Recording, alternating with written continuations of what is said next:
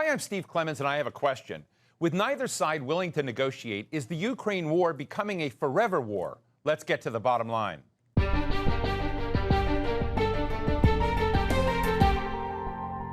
After 10 months of fighting, the Ukraine war has settled into a scary cycle. Any Ukrainian advance on Russian forces in the east is almost immediately followed by Russian drone strikes on Ukrainian infrastructure in the west. So besides the death and the destruction and displacement of people, folks are also suffering in freezing temperatures with no electricity. Ukraine insists that the war is not over until the very last Russian soldier leaves its territory. Moscow can afford to wait it out because the fighting isn't on its soil and Western sanctions haven't crippled the economy. Sure, the conflict is coming home for Russians as they hear horror stories from their own young, mobilized, mostly male population on the front lines, but the war machine just rages on. Meanwhile, U.S. President Joe Biden has been able to spend an average of $7 billion per month on the Ukraine war. But now that the Republicans control Congress, can he keep up the pace next year? Or will Ukraine soon have to make tough compromises and sit down at the negotiating table? Today, we're taking a look at the next phase of the war with Steve Walt, professor of international relations at Harvard University and author of The Hell of Good Intentions, American Foreign Policy Elite and the Decline of U.S. Primacy.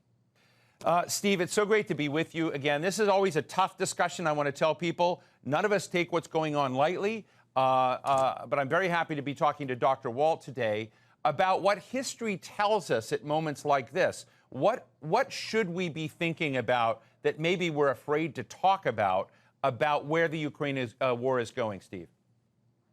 Well, I think probably the scariest prospect for most of us is that you won't get the kind of decisive Hollywood ending that many people would like to see here. I think most of us would like to see where you get a sort of decisive, humiliating defeat of Russia. The United States and its allies can claim, a great foreign policy victory. The Ukrainians get all of their territory back. And Russia is chastened in the future by this. That's, I think, what many people would like to see. And the problem is that while that is, I guess, still a remote possibility, it's by no means the most likely possibility. I think the most likely possibility is that, if we have this conversation a year from now, Russia is still controlling a substantial amount of Ukrainian territory. Vladimir Putin is still in power in Moscow, and Ukraine has suffered another year's worth of damage. That's not going to look like such a happy story, but it's precisely in situations like that that each side has to start rethinking what its war aims are and start asking whether there is some sort of political compromise that neither one is necessarily going to like very much, but it's better than allowing the war to continue forever. Well, President Biden has been very hesitant to ask Ukraine to begin any sort of real negotiations process. But both around the president, but also very top-tier national security voices are beginning to say we need another track. One of them is Henry Kissinger. And Henry Kissinger in The Spectator wrote, "The time is approaching to build on the strategic changes which have already been accomplished and to integrate them into a new structure towards achieving peace through negotiation." A representative of President Vladimir Zelensky was very quick to respond. He says, "All supporters of simple solutions should remember the obvious. Any agreement with the devil, a bad peace at the expense of Ukrainian territories, will be a victory for Putin and a recipe for success for autocrats around the world." And that was Ukrainian presidential aide Mikhailo Podolyak. Well, I think that frames pretty well, two dimensions in the debate. And I guess one of the questions I have for you, Stephen, is America and NATO so wrapped up in this process now that we can't be the party that begins talking about how to seek a compromise or negotiate? Are we still stuck on one side of this that we're no longer able to see the other side? I don't think that's quite true. It's true that the United States may not be the best honest broker here, given that we're all in on one particular side. And there may have to be third parties that help sort of smooth the beginnings of this discussion. I might add that the aide to President Zelensky is right. This is not going to be an easy negotiation by any means. And the obstacles to any kind of political settlement are formidable. I mean, people who talk about, going to peace talks and reaching a solution solution very quickly, I think have not thought through clearly just how difficult this is going to be. Ukraine has every reason to want some kind of assurances that this isn't going to happen again. Russia will undoubtedly have its own desires for certain assurances so that the things that helped lead it to start the war in the first place are alleviated. And none of these are going to be easy to work out at all. So I wouldn't be naive about it. But nonetheless, the thing that's going to drive, I think, consideration of some form of negotiated settlement is the difficulty that both sides are going to have in achieving any kind of decisive breakthrough on the ground. It's quite clear that the initial Russian war plan was badly designed. Their forces mismanaged it. They weren't prepared. They made miscalculation after miscalculation. But at this point, their war effort does appear to be improving slightly. They have defensible positions that are going to be hard for the Ukrainians to tackle. It's going to be increasingly hard for either side, I think, to make really decisive gains, and yet the pain will continue. And it's at points like that, what sometimes is called a hurting stalemate, that then you get people to say, well, okay, we're not going to get everything we might want, but what can we get that we might be able to live with? I don't think we're there yet, by the way, but that's, I think, where this is ultimately going to end up. You know, one of the questions I have is how much pain are the Russians feeling from this? And recently, I met with a gentleman who was the former chief of staff of the German Defense Ministry. He's now working for the Munich Security Conference. And he's very adamant that Ukraine will win and will prevail in this. He said that the Russian soldiers are untrained, unprepared. They are, while we're seeing pictures of Ukrainians, you know, freezing in these terrible temperatures because of hit infrastructure, he said the moment Russian soldiers get wet or their uniforms aren't managed properly, they will freeze in these temperatures because they're untrained to know what to do. And I'm just interested at some certain levels at whether the feedback coming back into Russia with the mobilization of so many of its young men and the battlefield scenes on the Russian side, which are pretty horrific, whether or not, from your experience, that matters in a place like Russia, that even if it's not a democracy in the way you and I look at it, a lot of Russians still think they are a democracy. Right. There's no question that, you know, the Russian soldiers have suffered enormously and were not particularly well prepared for this. Again, there's some indications that they're getting their act together to some degree. One of the things that's very frustrating in trying to figure out where we are in this particular conflict is that it's hard to know what the relative balance is on either side.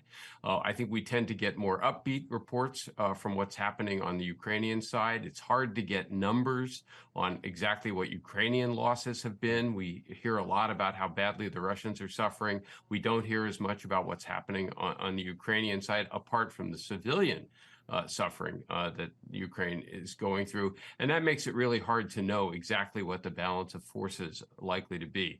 It's also just worth remembering Russia's got 3 times the population.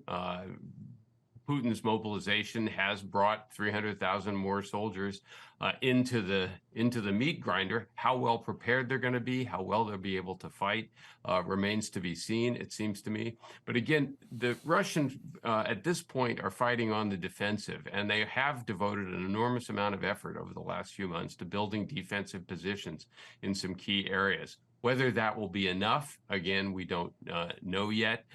It would be, in some respects, what all of us hope for is if that turns out not to be effective. What I don't think any of this is going to do, though, is cause a fundamental rethinking in Moscow anytime soon. You're not going to see, it seems to me, a popular uprising. I think the combination of Russian propaganda and the security forces around Putin are going to be able to keep the lid on this. So even though it's not particularly popular, even though the conduct of the war gets lots of criticism in the Russian blogosphere as well, and on email and things like that, I don't think that's going to lead to the kind of political change in Russia that will cause an immediate, as I said, Hollywood ending to this particular conflict. And I say, take no pleasure whatsoever in saying that. Let me put up some figures of what U.S. aid to Ukraine is amounting to be. In 2022 alone, we have contributed about $68 billion President Biden has now requested an additional $37.7 billion, and that would bring the total, if approved, up to about $105 billion. It's running about $7 billion a month to support Ukraine. And as we said, Congress is going to have a new dimension here shortly in a couple of weeks, and the Republicans will be controlling it. Now, to be clear to our friends, Republicans are not anti-supporting Ukraine. Some Republicans are, some Democrats are, but this may become more of an issue about whether or not there is a blank check to supporting Ukraine. And I'm wondering whether you see where you see that going in terms of pressure. You've advocated that maybe we need another course, maybe we need to find a way towards a negotiated outcome of this, given the realities. But does that pressure on the financial side help?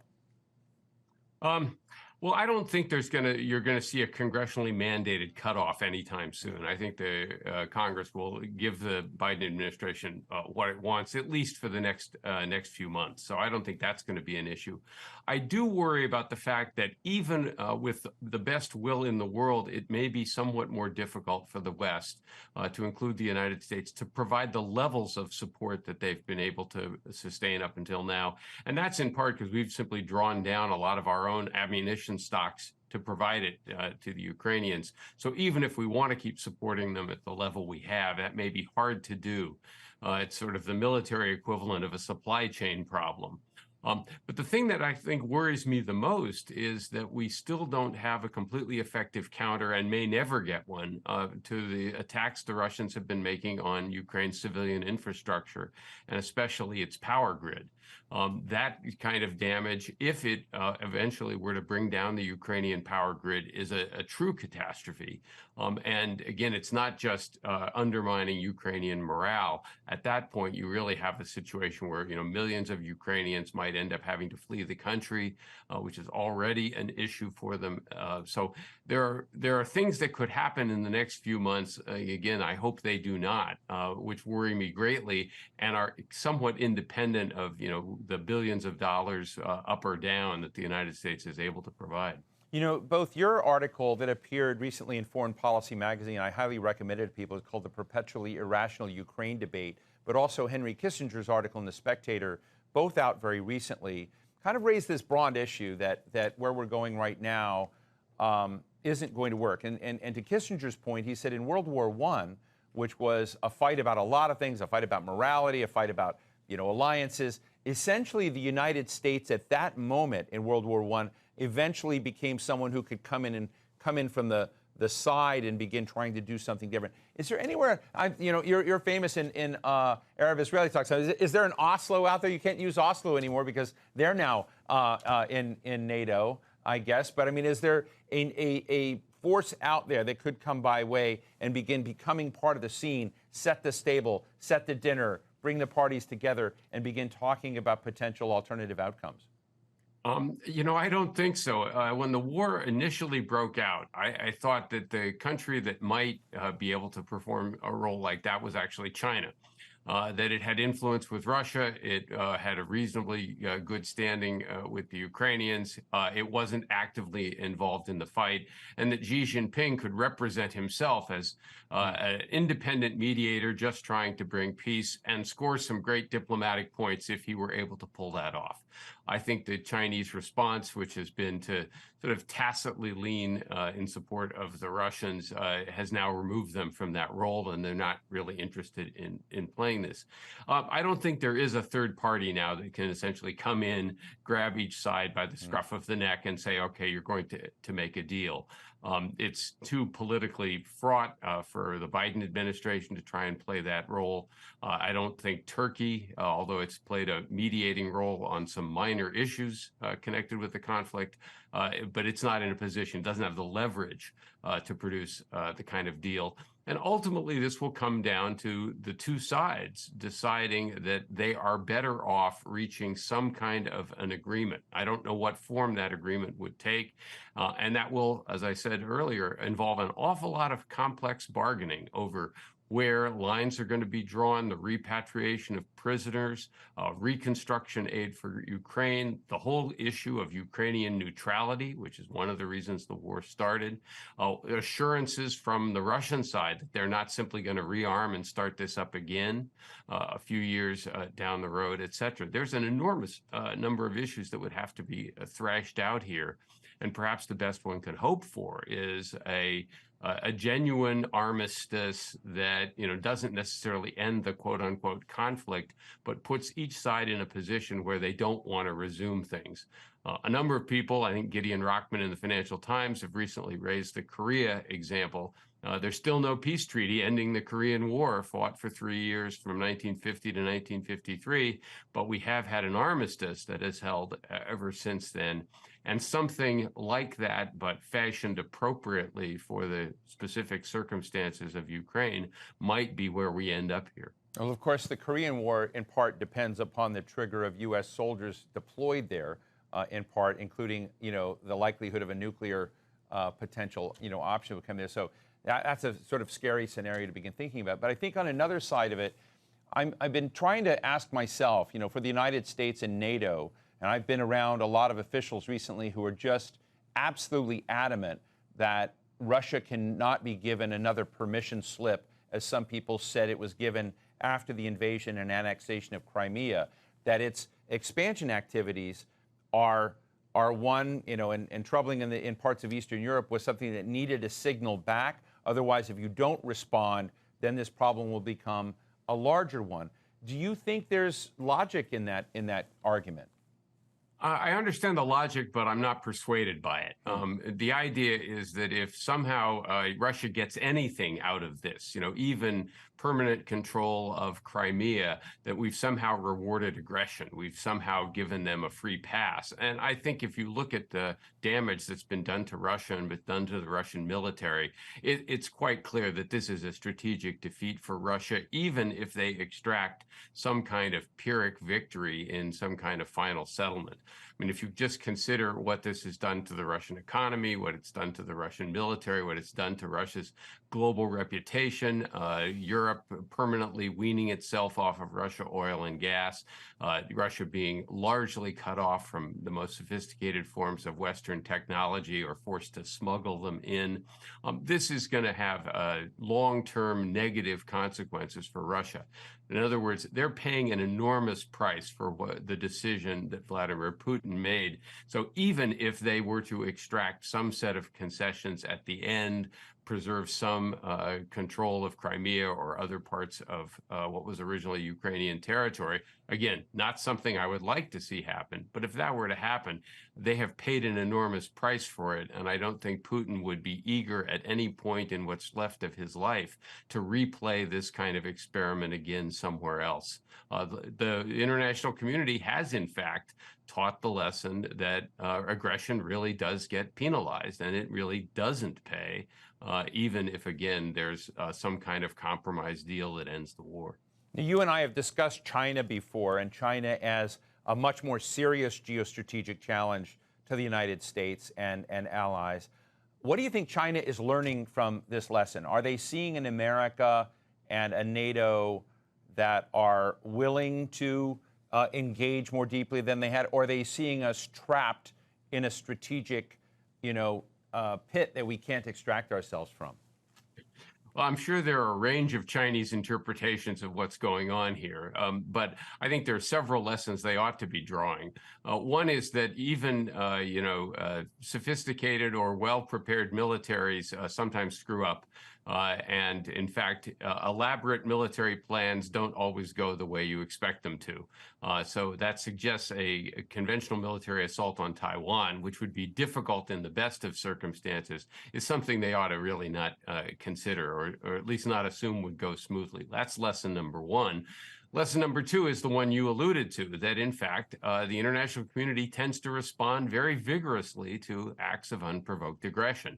And a Chinese assault on Taiwan would be seen in that light. So the assumption that there would be disarray, that America's Asian partners would, not know how to respond, the idea that NATO would not react, perhaps even in an Asian context, all of those things are are things that I think the Chinese would not, should take. These are lessons the Chinese should observe from this. There was more life left in the Western alliance than they may have believed. However, the third part of this is that the longer this war goes on, the better it probably is for China. Right? It's a huge distraction. It takes enormous amount of bandwidth. It is consuming American resources and Western resources that could be used for other purposes. So in a Chinese context, and one final thing, it's making Russia more dependent upon China and ultimately a more compliant ally. So if you are looking for a grand strategic imperative to try and bring the war to an end sooner rather than later, it's also so that the United States can focus on what is the longer geostrategic challenge, which is China, not Russia. Recently, Steve, I interviewed the incoming chair of the House Commerce and Energy Committee, Cathy McMorris Rodgers, and I asked her about where her support for Ukraine was and how much were her own constituents willing to tolerate high prices, shortages, et cetera, down the road, potentially related to the crisis. And her response was, my people really don't want to see prices continue to go up. Inflation is really hurting them.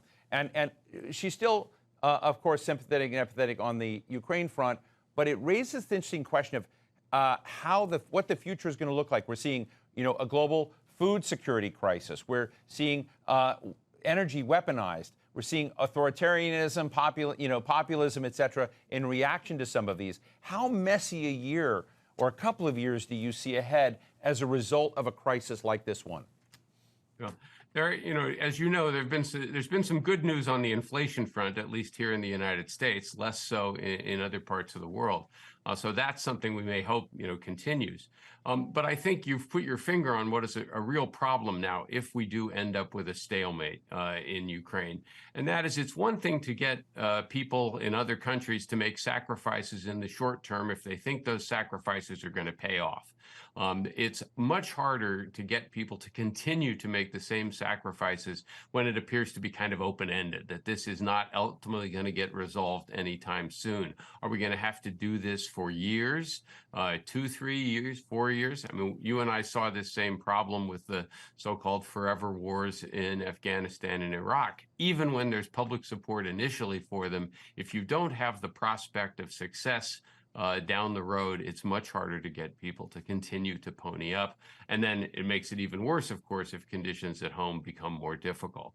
I think this is something actually the Ukrainian government is well aware of, which is one of the reasons they have been trying to tout, recent military successes, and I think are hoping for more, because the more they can demonstrate that, momentum is on their side and this isn't going to take forever, the more likely Western support is to be sustained.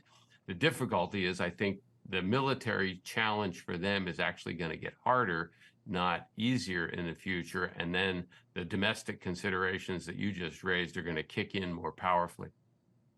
Well, Stephen Walt, Harvard University professor of international relations, thank you for your candor. Thanks so much for being with us today. Great talking with you as always, Steve. So what's the bottom line? Ending the war in Ukraine is a tough decision for the Western allies.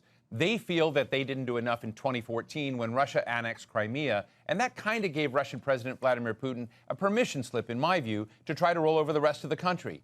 Now the U.S. and the other NATO nations have made Ukraine, which was not an ally, and that has to be noted, the defining challenge for themselves. That means their own self-image and their own sense of security is also wrapped up in the fate of Ukraine.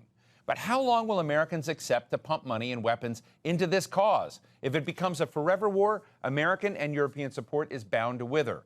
So what should Ukraine do? It's damned if it compromises and damned if it doesn't. And both options have very tragic consequences. So as we head into a new year, we have nothing to look forward to but a slow slog of back-and-forth victories and tragedies in freezing temperatures. Sadly, this war seems nowhere near to an end, and that's the bottom line.